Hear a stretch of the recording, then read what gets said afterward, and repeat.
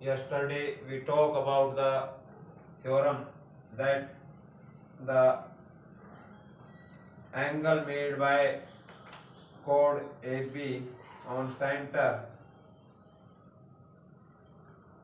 is double the angle on remaining part of the circle.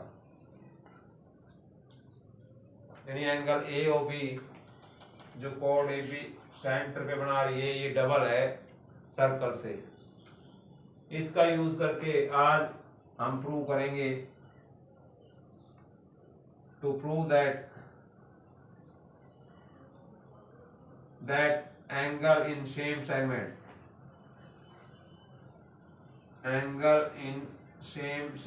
Are equal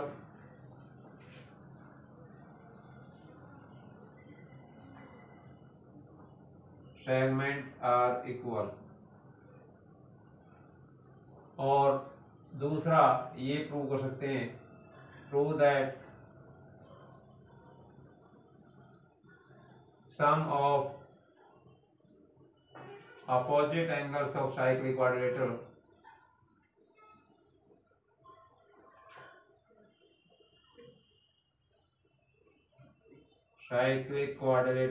is 180। दोनों theorems को prove करने के लिए इसी फैक्ट का यूज करूंगा कि एंगल AOB यानी angle made by the arc और chord at centre is double the angle on remaining part of the circle. इसी का अगर AB एक आर्क है या AB एक chord है तो AB chord सेंटर पे एंगल बनाती है AOB। ये एंगल AOB सर्कल पर एंगल ACB से डबल होगा। इसका प्रूव हम कल कर चुके थे। अब इसका यूज करके हम ये प्रूव करेंगे कि मान लीजिए ये सर्कल है, ये chord है या आर्क है AB और ये सेंटर है सर्कल का। तो अब हमें मान लीजिए प्रूव करना है कि ये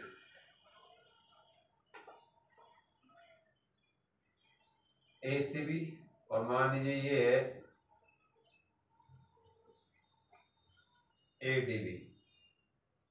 तो पहली बात तो एंगल इन सेम सेगमेंट कहलाएंगे ये। अगर आप देखें AB जो आर्क है या chord AB को ज्वाइन करेंगे chord बन जाएगी। तो AB जो आर्क है ये C एंगल और D दोनों कहाँ बनाती है सर्कल पे। हमें ये प्रूव करना है पहले में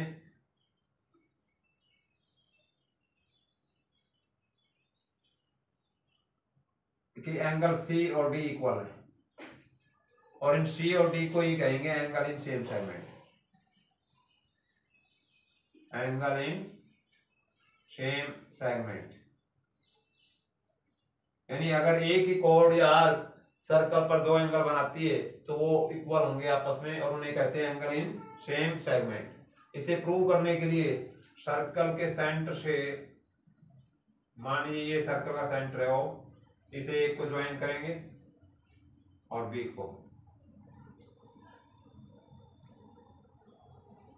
कंस्ट्रक्शन हमने करनी पड़ी प्रूफ के लिए। Join OA and OB। अब इस थ्योरम का अगर मैं यूज करूं तो एंगल AOB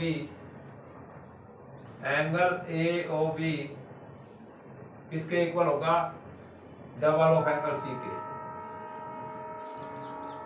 और angle AOB double of D के भी इक्वल होगा। और दोनों का रीजन है कि angle subtended bye an arc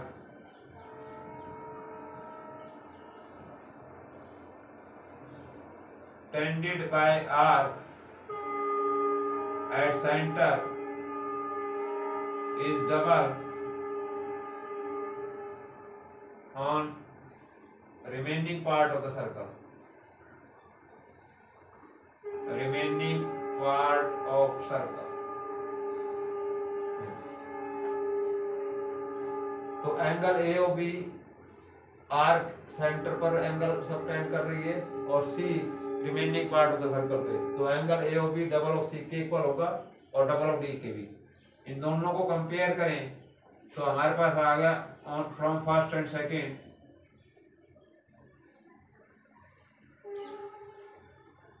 double of C is equal to double of D, 2 से 2 cancel, imply C is equal to D.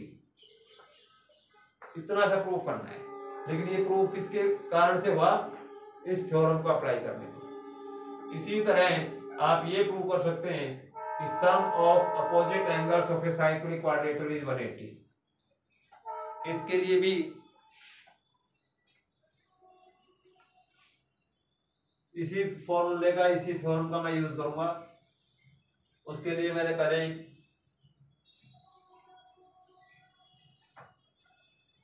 Cyclic quadrilateral मान लीजिए बना ली,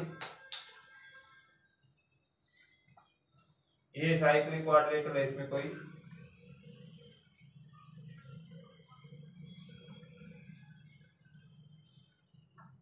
इसके नाम है ए बी सी डी। तो इसमें हमें प्रूव करना है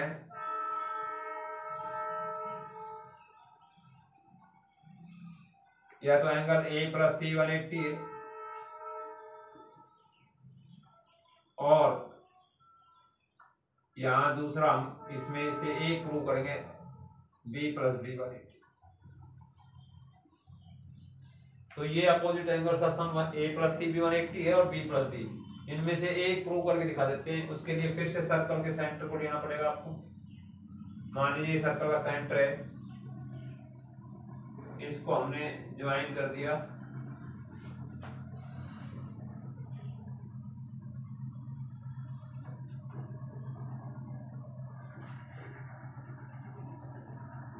इससे AC से ज्वाइन कर देते हैं।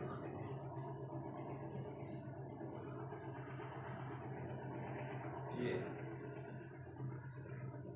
तो एक ये एंगल यानी रिफ्लेक्स ऑफ 180। अब इसको प्रूफ करें तो जो एंगल AOC मैंने दिखा रखा है, मान लीजिए इसको नंबर 1 कह देता हूं मैं, तो angle 1 is equal to double of D. वही रीजन कि आर्क AC सेंटर पे एंगल 1 बना रही है और सर्कल पे, रिमेनिंग पार्ट ऑफ सर्कल पे D बना रही है, तो एंगल 1 D का डबल होगा। सिमिलरली अगर यहां से मैं देखूं तो ये जो एंगल है 2, सिमिलरली एंगल 2 जो है it is also equal to double of B. Same reason कि सेंटर पे जो एंगल है वो सर्कल के एंगल से डबल होगा। इनको ऐड करेंगे on adding first and second,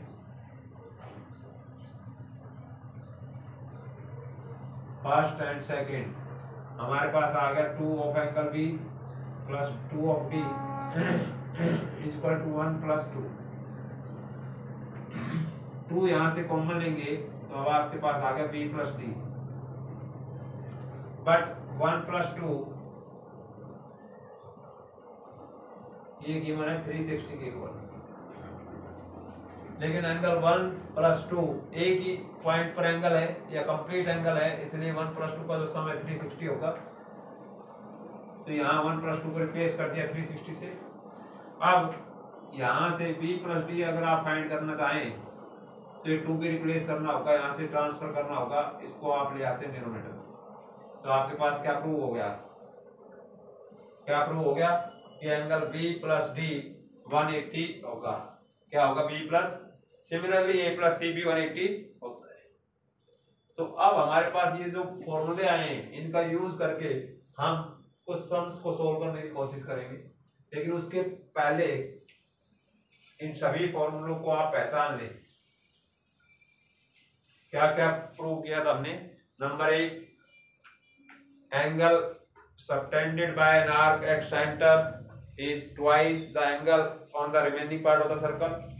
दूसरा, एंगल इन सेमी सर्कल 180। तीसरा, angle in same segment equal. Number 4, sum of opposite angles of a cyclic quadrilateral is 180। इन 4-5 चीजों का यूज करके और प्रीवियस नॉलेज का यूज करके हम क्वेश्चन सोल्व करते हैं। मान लीजिए ये है हमारे पास क्वेश्चन,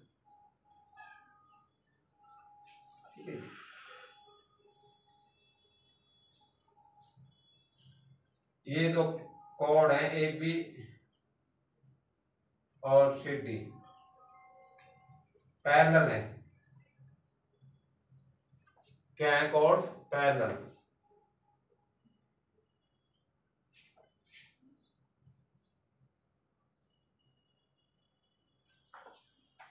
और आपके पास इसमें ये एंगल दिया हुआ है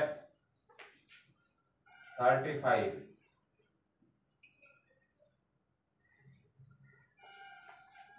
तो इस फिगर में मान लीजिए क्वेश्चन है angle A D C is equal to 35। Find करना है आपको एंगल बी सी डी। क्या फाइंड करना है? B C D.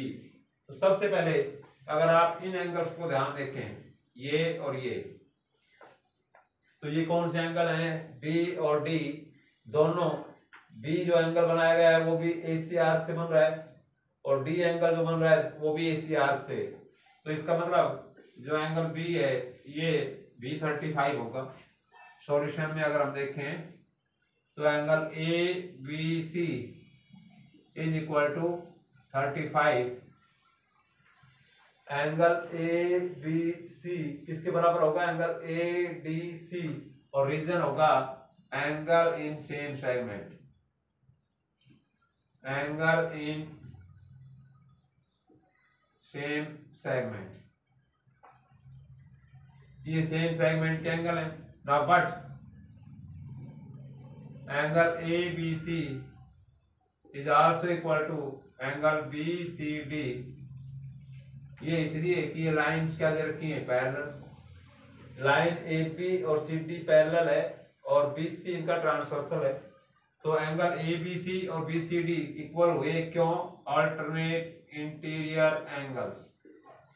किसके कारण हुए? Alternate interior angles.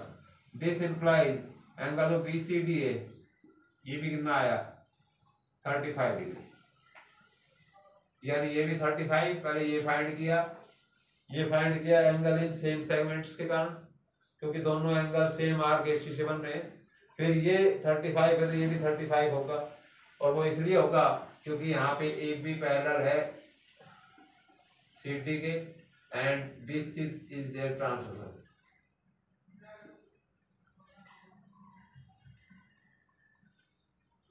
ट्रांसवर्सल। तो अल्टरनेट इंटीरियर एंगल की प्रॉपर्टी से हमें वो प्रूव कर दिया। सेकंड क्वेश्चन है, मान लीजिए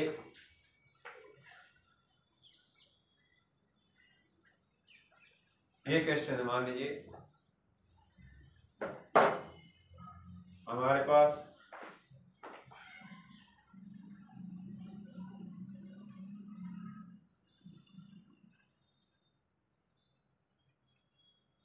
ये कोई सर्कल है, इसमें दो आर्क दे रखे हैं आपको।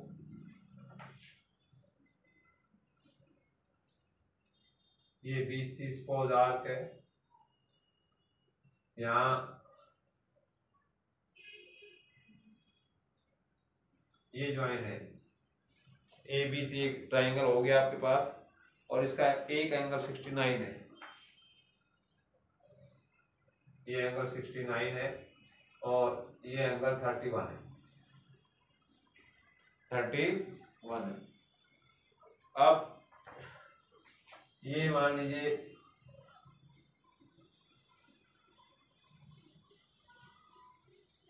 डी पॉइंट है। तो इस फिगर में क्वेश्चन है, मान लीजिए इन दिस फिगर या in given figure find angle A and angle BDC। तो पहले सॉल्यूशन में अगर हम देखें पहले आप ट्राइंगल ए बी सी में, इन ट्राइंगल ए बी सी, इस ट्राइंगल ए बी सी को अगर आप देखें तो इसके दो एंगल हमें पता है, एंगल बी 69 गिवन है और एंगल सी 31 है। तो इसमें एंगल सम प्रॉपर्टी लगा देंगे, यानी angle A plus 69 plus 31 degree is equal to 180 by angle sum property. और यहां से आपके पास एंगल ए आएगा 180 minus 69 plus 31 100, it will become 100। तो एंगल ए जो है आपके पास आ गया, कितना आ गया, एंगल ए आपके पास आ गया 80 डिग्री। किसका यूज करके, एंगल सम प्रॉपर्टी का। Now angle D angle A के भी इक्वल होगा, और ये इसलिए इक्वल होगा कि angle in same segment, angle in same segment. तो यहां से डी एंगल, और आप ये कहें बी डी सी, ये 80 डिग्री का ही होगा, और सेम रीजन रहेगा एंगल इन सेम सेगमेंट। क्यों, क्योंकि B C R D angle भी बना रही है और ए बी, और दोनों सर्कल पे हैं, तो इसलिए क्या कराएंगे, एंगल इन सेम सेगमेंट। तो दो फैक्ट यहाँ दो कंसेप्ट यूज किए, एक तो एंगल सम प्रॉपर्टी, तो ये क्लियर है। जैसा ही किसी ट्राइंगल में अगर आपको दो एंगल पता है तो पहले थर्ड फाइंड करेंगे एंगल सम प्रॉपर्टी से। आपने फाइंड कर दिया 80 ट्राइंगल एबीसी में, फिर डी और ए सेम सेगमेंट में, इसलिए फाइंड आउट कर सकते हैं। मान लीजिए ये क्वेश्चन, अब साइक्लिक क्वाड्रिलेटरल का भी अगर हम यूज करें,